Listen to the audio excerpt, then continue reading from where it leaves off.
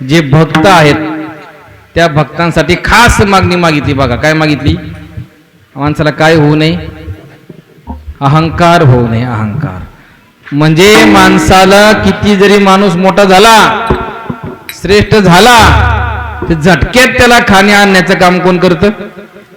अहंकार. या अहंकारला म्हणतात मी. मी म्हणजे कोण? मी म्हणजे अहंकार, मीपणा.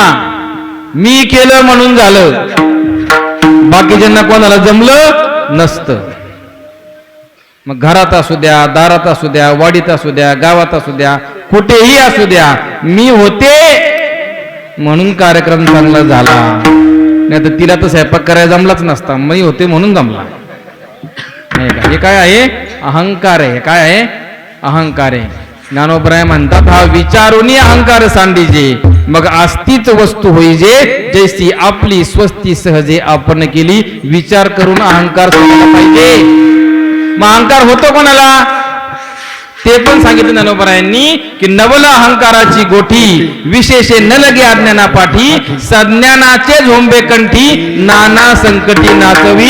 अज्ञानी माणसाला अहंकार होत, शिकलेल्या माणसाला अहंकार होतो. काय होतो?